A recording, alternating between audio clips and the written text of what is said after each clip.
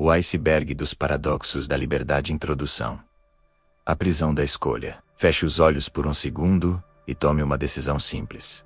Levante a sua mão direita ou a sua mão esquerda. Feito. Agora, responda. Por que você escolheu essa mão específica e não a outra? Você dirá que quis assim, que teve a intenção e a executou. Essa sensação de agência menos a crença de que somos os arquitetos de nossas ações é a base de tudo o que chamamos de civilização. Sem ela, não há mérito, não há crime, não há pecado e, acima de tudo, não há significado. No entanto, quando começamos a olhar para as engrenagens da realidade, a liberdade começa a parecer uma ilusão de ótica persistente. O que chamamos de liberdade pode ser apenas o nome que damos à nossa incapacidade de entender todas as causas que nos movem. Como disse Baruch Spinoza, os homens acreditam ser livres apenas porque têm consciência de suas ações, mas ignoram as causas pelas quais são determinados. Bem-vindo ao iceberg dos paradoxos da liberdade. Neste documentário, vamos descer pelas camadas da autonomia humana. Vamos partir da liberdade política superficial e mergulhar no determinismo biológico, no controle algorítmico e, finalmente, no abismo da física teórica, onde o conceito de escolha pode nem mesmo existir. Prepare-se para questionar se você realmente decidiu assistir a este vídeo ou se o universo inteiro conspirou, desde o Big Bang, para que este exato momento ocorresse. Nível 1. A superfície.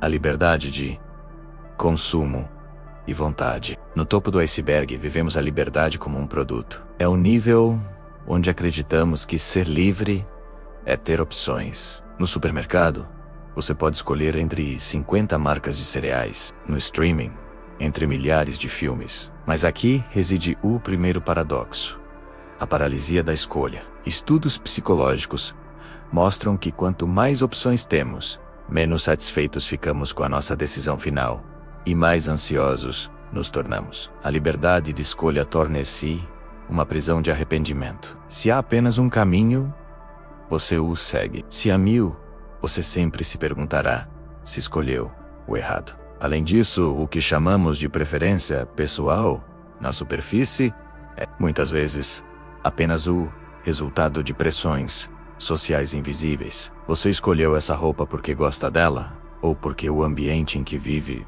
premiou silenciosamente essa estética. A liberdade de superfície é, na verdade, uma liberdade de conformidade. Somos livres para escolher dentro de um cercado predefinido pela cultura, pela moda e pelas expectativas alheias. É a liberdade do cardápio. Você pode escolher qualquer prato, mas não pode escolher o que está no cardápio. Nesta camada, a liberdade é política e jurídica. É o direito de ir e vir, de votar e de se expressar. É uma conquista histórica vital, mas é uma liberdade externa. Ela lida com o mundo permite que você faça, mas não questiona o que você quer fazer. Acreditamos que somos donos da nossa vontade, sem perceber que a nossa vontade é moldada por fatores que não controlamos. A superfície é o reino da ilusão, de que a nossa mente é uma ilha isolada do resto do universo mecânico. Nível 2.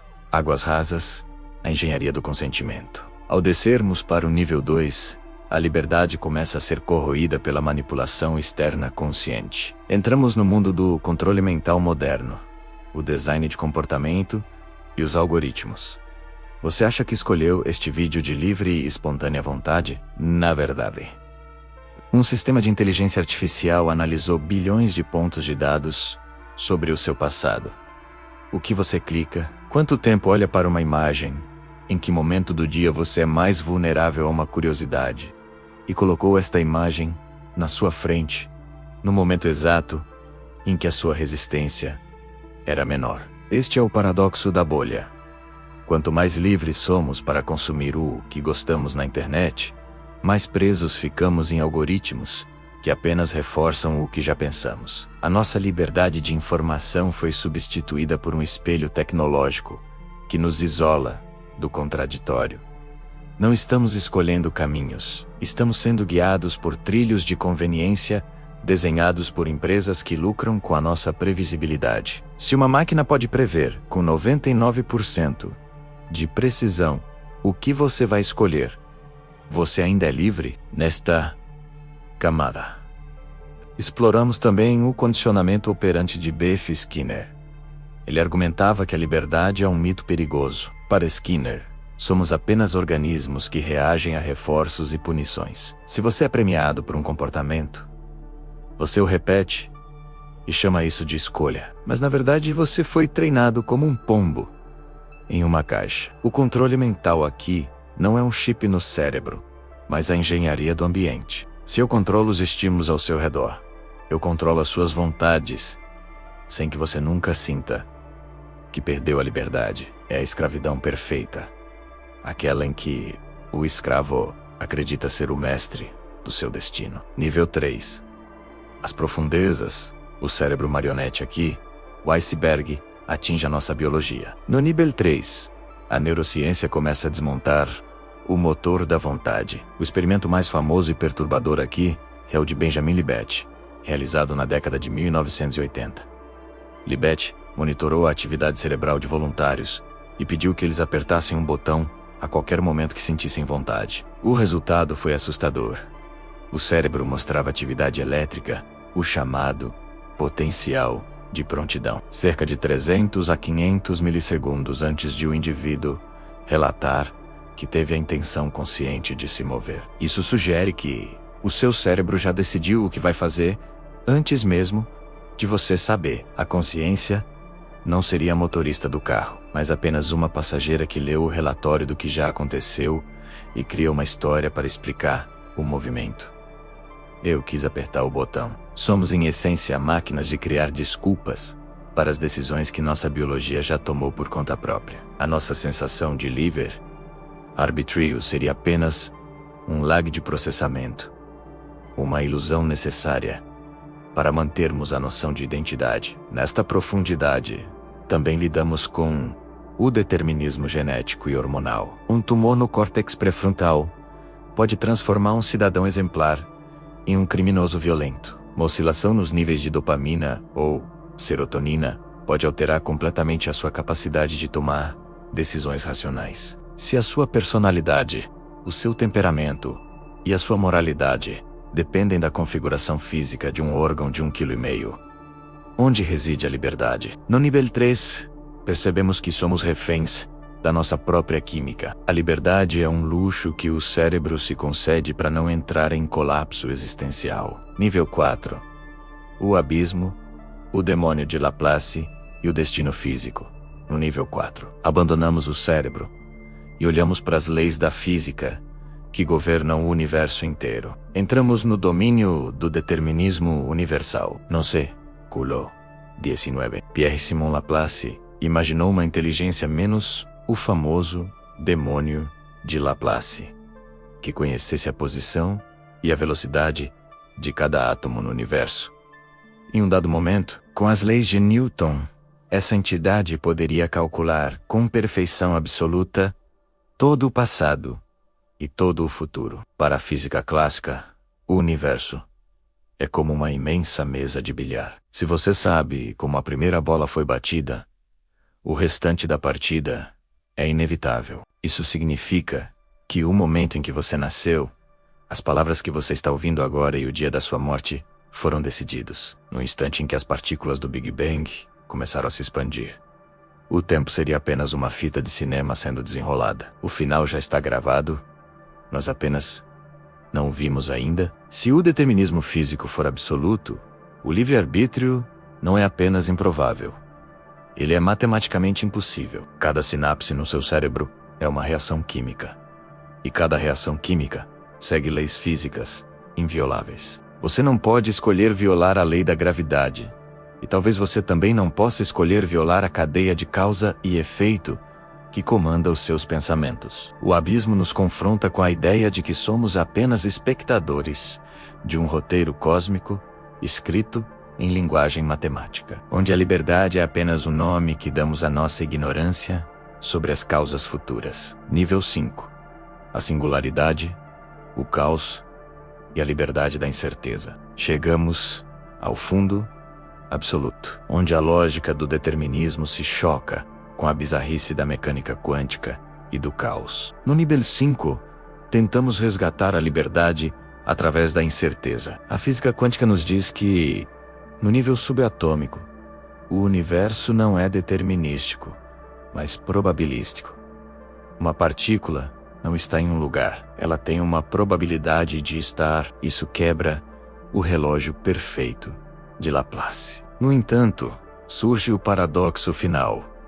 A aleatoriedade não é liberdade. Se as suas decisões são baseadas no sorteio aleatório de partículas quânticas no seu cérebro, você ainda não é livre. Você é apenas um escravo dos dados. Ser controlado por um dado é melhor do que ser controlado por um trilho. Aqui exploramos o compatibilismo, menos a ideia de filósofos como Daniel Dennett, de que o livre-arbítrio pode coexistir com o determinismo. Para eles, ser livre não significa ser causa primeira de si mesmo, mas sim agir de acordo com os seus desejos, mesmo que esses desejos tenham causas anteriores. É uma liberdade funcional. Se ninguém colocou uma arma na sua cabeça, você foi livre para agir conforme a sua natureza, ainda que a sua natureza tenha sido moldada pelo universo. Considerando o princípio da incerteza de Heisenberg, se a natureza esconde um nível de imprecisão fundamental, talvez o futuro não esteja escrito. Mas o nível 5 nos leva à conclusão mais radical. A liberdade pode ser uma função da nossa limitação cognitiva. Só nos sentimos livres porque não conseguimos ver os bilhões de fios que nos movem. Se fôssemos oniscientes, veríamos que somos apenas uma parte de um fluxo eterno de energia. A liberdade, no fundo do iceberg, é a beleza da nossa própria miopia. Somos livres enquanto não entendemos por que fazemos o que fazemos. Conclusão: o peso das correntes invisíveis. Navegar pelo iceberg dos paradoxos da liberdade é uma experiência que nos despe de nossa arrogância. Começamos acreditando que somos os capitães da nossa alma, e terminamos percebendo que somos parte de um oceano, cujas marés são movidas por forças que remontam ao início dos tempos. No entanto, há um poder profundo em entender essas correntes. Mesmo que o livre-arbítrio seja uma ilusão, ele é uma ilusão necessária para a experiência humana. Viver como se fôssemos livres é o que nos permite criar arte, amor e justiça. O paradoxo é que a consciência da nossa falta de liberdade é o que nos torna mais livres do que qualquer outra parte da matéria no universo. O átomo não sabe que é determinado. Você sabe. E nessa consciência reside a única liberdade que realmente importa. As mãos se abrem e se fecham. As correntes se rompem na mente, mesmo que permaneçam atadas na física. No final, a liberdade não é um fato da ciência, mas um ato de fé na nossa própria dignidade. Você escolheu chegar ao fim deste vídeo? Talvez não. Mas o fato de você estar aqui, questionando a própria realidade, é a prova de que o universo, através de você, finalmente abriu os olhos para si mesmo. E isso é o mais perto da liberdade que qualquer ser pode chegar.